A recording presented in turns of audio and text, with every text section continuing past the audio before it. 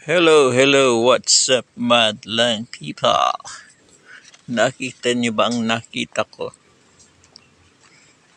May bunga po ang aming lansones. Pero napakakonti. Yan lang po, isa, dalawa. Nasaan pa ba? Hiya! Hirap umakyat ng may daladang cellphone. Ito pa. Tatlo. Tatlo, oo. Ayun, apat. 5, 6. Hindi na makita. Against the light. Ano ba po? Ay, ang konti. Yan lang ang bunga. Kawawa naman. Dati po ang dami namin ng lansones. Kaya lang na ng bagyo. Ito na lang yung natira. Tapos, medyo bata pa to. Kaya konti lang ang bunga.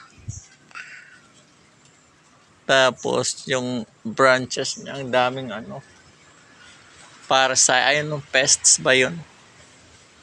Kasi po yung lansones, sa siya, sa puno siya talaga nagbubunga. Hindi sa dulo ng yung parang bang mangga. Hindi po siya ganon. Nasa puno talaga yung niya, bunga. Kapag may mga parasite yung puno, katulad nito, yan po, nasira na siya. Wala nang anuhan yung bunga. Yan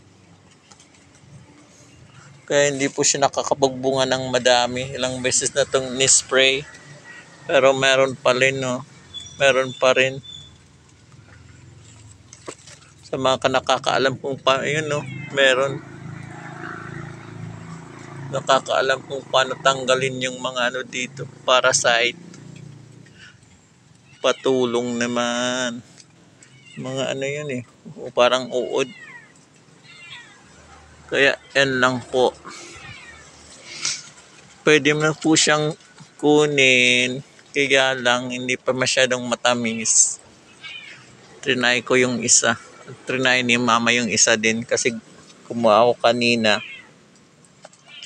Ayaw pa niyang kunin kasi medyo may asim pa daw.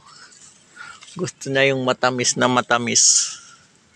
Kaya po, babalutin ko muna po siya ng plastic para hindi maubos ng ng mga ibon.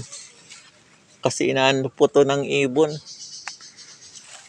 Kinakain yung isa nga po dito, naubos na. Saan pakita ko nga? Wait lang. Yung isang bunga. Isang kumpul ng bunga. Kinain na ng ibon. Wait lang. Hold lang ako kasi bako kung malaglag. Asan na ba yun? Ito po. Yan. Hindi kasi makita. Yan po. Yan. Naubos na ng ibon.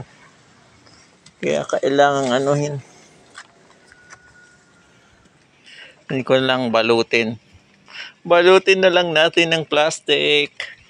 Yun lang po guys.